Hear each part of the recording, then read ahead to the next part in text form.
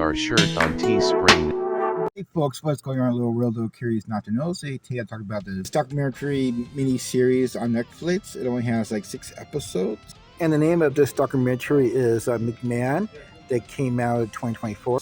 It kind of like talks about rise and fall of McMahon. So this documentary was filmed kind of like a little bit before all the crazy things happened at McMahon, before he got out of the whole thing. And all the craziness that, he was accused of doing. Also, it's kind of funny that, he treats his wrestlers like contract workers, but every time they want to do something else, they get fired. With Hulk Hogan and other wrestlers want to be, but he tries to control their careers. And also, he was against of his wrestler become unionized because, to help them get more pay, day off, stream like machines. Most of them didn't get too many day off, so they made money, but how much they destroy their bodies to make the money, wasn't. A lot of wrestlers didn't see the maybe 50s or 60s. A lot of them took their lives because of the brain damage and everything was going on. I used to watch wrestling as a kid. I'm very disgusted of myself, points of view during that time, especially the 80s had a lot of wrestlers were the bad ones and the good ones were Americans.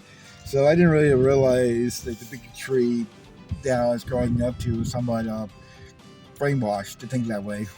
Or I didn't really get too much detail Hulk Hogan getting fired for his bigot points of view, but they really get into this. McMahon was into this. They are kind of controversial, and he wasn't saying he was not too far the character he played in a wrestling match, and also the pod lines were kind of discussing what he got his daughter into.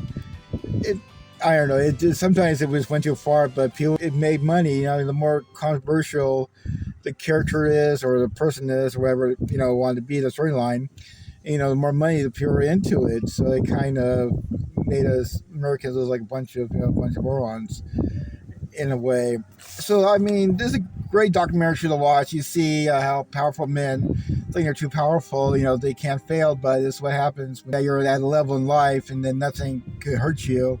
And there's been so many times people try to tell how bad this person is and listen, and later on half the stuff they talk about came out true. I mean, if you're a wrestling fan, yes, enjoy it. If you're wrestling as a kid, also you may like this documentary. It's really down detail.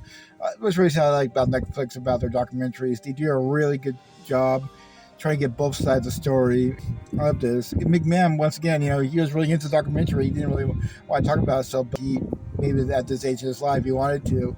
But firstly, a lot of things happened, things he might have done, changed the documentary a different direction. Is that a lot of people are with McMahon didn't really kind of no longer be part of the documentary, especially his 2 kids. They no longer want to talk about, what's going on. So yeah, so pretty much this documentary is about the rise and fall of McMahon.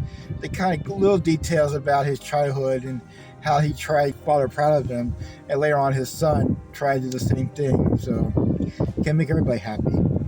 Let me know, like, subscribe. Maybe I'll do better next time. Thanks for watching. Bye.